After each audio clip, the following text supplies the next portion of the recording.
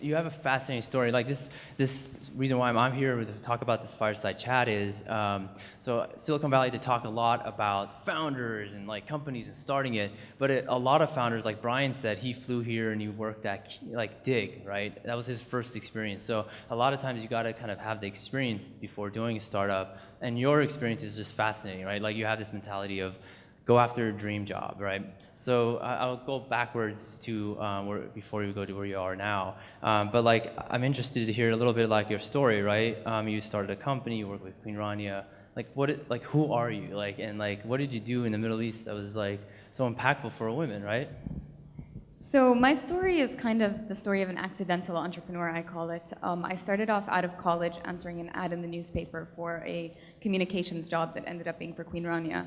And that opened a lot of very exciting doors and opportunities. How did that happen?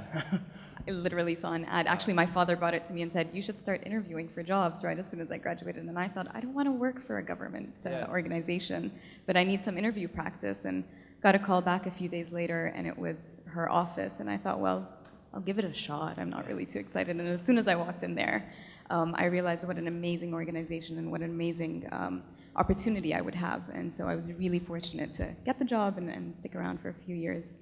Yeah, so was that like part of the company and the organization with Queen, or did you have your own company at that point? So that was my first job out of college, and then I had this experience throughout the communications role that I got to take, where I ended up orchestrating this idea, which was very novel at the time, to get the Queen on YouTube, engaging with a global audience. And the mission behind it was to break down cross-cultural stereotypes of the Middle East. What year was this? This was in 2008, 2009, I believe. And that sort of got me very excited about the potential of using social media and social technology to really drive conversation and sort of increase transparency and increase this awareness that doesn't necessarily exist in our part of the world. And so from there, sort of accidentally ended up building a social media agency that engaged Fortune 500 brands and local brands in the Middle East to communicate with their stakeholders through Facebook and Twitter, and it's a pretty exciting process. It's really exciting. Like, how did you, okay, so like, you know, in traditional companies and organizations, it's much harder to convince people in the structure that you're gonna do this. How did you convince the Queen and the organization, like, you're gonna be on YouTube? You're gonna be a face, right, of the world, right? And this is something we all deal with, like, all the time in multiple companies, right? I know I've talked to Roya about this, and she's very active on social with a big company. So like, how is it that you kind of like broke through and said, we're gonna do this and we're gonna be number one? You know, it was a really tactical idea on my side. It wasn't something strategic. I wasn't thinking of the long-term implications. I just thought, this is a really cool channel. No one's doing it. We should be the first.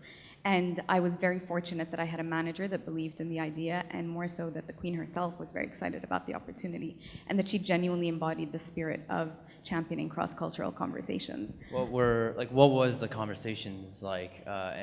The campaign was called Send Me Your Stereotypes, and it encouraged people from all over the world to upload their questions on YouTube and send in their own videos about what they assumed to be true about the Middle East and the Arab world specifically. And she went through a series of creating her own videos month after month for about a 6-month period, dispelling the majority of the stereotypes that came in. That's awesome. And I'm a big believer of like kind of that one moment that really defines like a situation like this. What was that moment that you guys had with the Queen that was like, wow, like the world's really watching us now, and YouTube is the most powerful thing we could have thought of? Well, it was kind of an easy moment to have because the world was really watching her to begin with anyway. Yeah. She definitely had a lot of that pull and that celebrity pull by default of her position.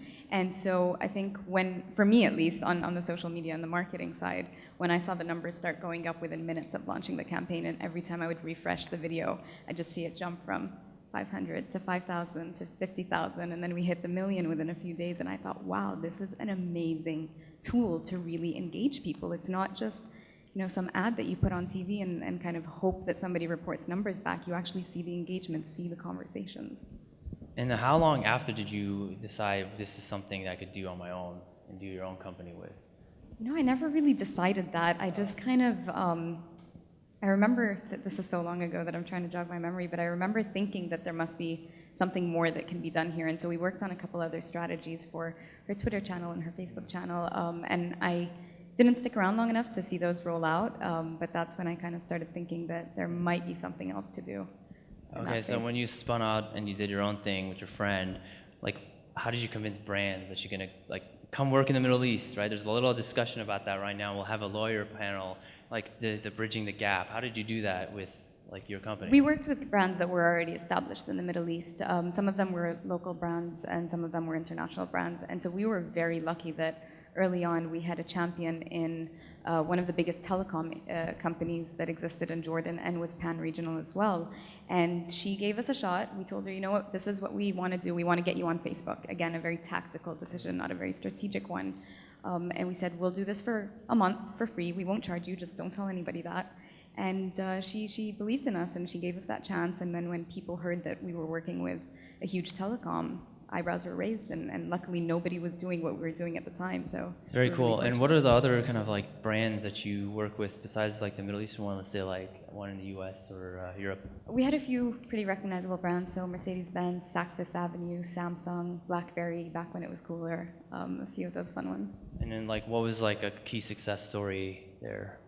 I'd say the success came at the beginning when we got our first anchor client, because we were really able to attract a lot of other clients based off of that. Nice.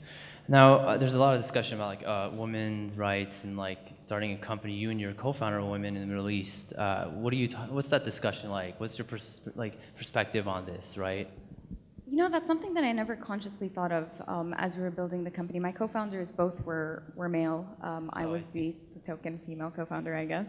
But we built an organization that was very friendly to both genders. We had a pretty kind of solid gender parity on the leadership level. Most of the managers that we ended up hiring and promoting were a good mix of male and female.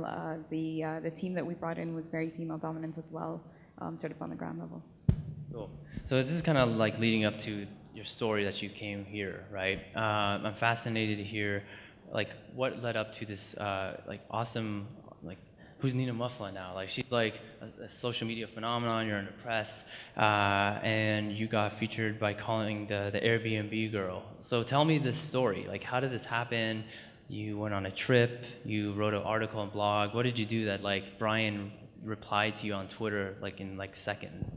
So a few years ago, I had this crazy idea that I wanted to uproot myself and move to San Francisco and sort of upgrade my career and learn from a lot of the really exciting experiences that were happening in this area. And I knew that it was a competitive market, and so I expected it to take me some time. I thought that it would take around 5 to 6 months, sort of budgeted for that mentally, emotionally, financially. And a year later, I realized that I wasn't making any progress. I was still going through the same exact challenges, facing the same exact barriers. What were these challenges, and were you still in Jordan, or were you in San Francisco? I was here. So I moved here May of 2014, and sort of... Did you have a job at all, or? I did not. Oh, wow. Yeah. So how'd you, like, did you have a visa, or? No, I was born in Southern California, okay. so I was lucky to not have to deal with any of the sort of logistical nightmares that a lot of people would face. Yeah. But the one nightmare that I did have to deal with was the reality that I didn't have a local network. And one thing that became very clear to me was that most organizations look for familiarity in terms of they want some internal recommendations. And so I reached out to a lot of people through Twitter and engaged different organizations, kept on applying to jobs, but month after month it was either silence or rejections. And so it began to take a toll on me, and I got to the point where I thought, well, I've been doing this exact same process for a year now and not getting any change in the reactions. How many companies do you apply at, actually? I don't know the specific number, but it's definitely in the hundreds. Or at least not hundreds of companies, but hundreds of roles that I applied for. Interesting.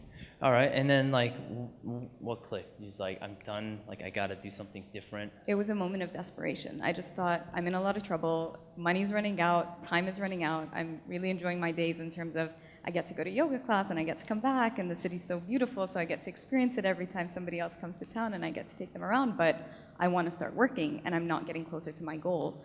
So that's when I sort of switched gears, and I thought of it not from necessarily a potential employee perspective, but as a marketer. I thought I need to create some value, or perception of value at least, for myself in this marketplace. And that was your skill set, right? You've done that for brands in the Middle East, you've done that for the Queen. Yeah. What did you do about yourself, right? Like that's what, the hardest thing is like selling yourself, I say. Like it's the emotional roller coaster you go through. So like what did you do where it's like, was it indirect, was it direct? Well, that's where I decided I was going to do something that I'd done for brands and I'd done for my company, and that was, create high-level industry reports that we could share with our peers, and that's a big way that the online project, my company back in the Middle East, was able to establish its leadership. And so I used that exact same tactic, just kind of geared it towards Airbnb, which is a brand that I knew very, very well as a guest and a host that had been using the platform for a while, and I had engaged a lot of the team members there in conversations prior to this because I really wanted to work for them. And so I put together this report with their branding and with their kind of identity as the center of it, but also bringing a lot of my background and my value into the conversation. What was this report? Like, what did you have that was like Airbnb's branding, your understanding, like, So it and was how an long did it argument take? for why they should expand into the Middle East, and it was very numbers driven of what their presence is like there today and what it could potentially be, and why the tourism industry in the region is so strong and so worth taking a look at. Did they actually listen and try it out, or? So I got a call back from the recruiter and the marketing department within hours of launching the report, which was an indication that they were listening. The leadership there was tweeting about it and engaging with my report as well. Yeah, I mean, but like most exciting. Brian, the CEO, Chip Conley, and these are big name Silicon Valley people. It's pretty cool. Yeah, and it blew me away that I was able to get their attention and reaction. And even though I didn't end up getting hired there, what really kind of resonated well with me and what I'm very proud of is that they've now hired a consultant for the region to expand into the Middle East, and it's Very cool. It's pretty exciting, yeah. Now you work at a company called Upwork, which is actually a perfect fit for you. So what is it all about at Upwork, and specifically, like, how did this happen, right? You didn't get the Airbnb. Here I go again. Like, oh my God, this is like I was so close. Like, how do you get your mindset? Like, I just want to be in San Francisco, or I just want to get into a specific tech job. Like, how did you like proceed and go through that all? So the premise of the report was to target one brand, but really with the hopes that I would get the attention of many other organizations. Yep. And so I was very fortunate to start getting a lot of inbound calls from different companies at the time and set up interviews. And it was pretty emotional of a roller coaster to go through rejection on one end and try to keep that private, but at the same time balance all these incoming requests. And the way I was looking at it was I wanted a company that I could really align myself with their mission, and I could get excited about the work itself, and Upwork definitely stood out on every front in terms of what I wanted. The internal culture is fantastic. There's a lot of transparency. There's a lot of autonomy. Their mission to sort of empower people around the world to get access to amazing projects is something that I get very, very obviously emotional and excited about. And it gives me the opportunity to take on a new role. So I'm shifting from marketing into operations. Yeah. And the entire premise of my move was to learn from being here. And so I'm learning a lot there. How long have you been with them? 2 months now. And then, like, what was the stages like after the Airbnb? How many other companies, and how did they be part of the play? So there were about a dozen companies or so that I engaged with. Many people reached out. I'm still going through a lot of the emails that I received. And messages, which is And awesome. I always say, like, besides like raising money and capital and venture funding here, it's the same thing with, getting your favorite job, the dating game. Like, how did you use the dating game to get the job at Upwork? So I knew specifically what I wanted out of an organization, and I made sure that I would kind of focus my conversations with the organizations that could either hit the nail on the head right away or had potential to. Upwork was something that sort of happened outside of the campaign, and the conversation was initiated separately than all this. And the more I went through the interview process, the more excited I became about joining the company. So I remember it took a couple months to go through the interview process, and towards the end I started thinking, well, I don't know if this is going to work out or not. I don't know if they want me as badly as I want them, but I really want to be part of this team. And so the day I got the call from the recruiter with the offer, I hung up and immediately booked a flight back home and went to celebrate with my parents. Nice. That's awesome.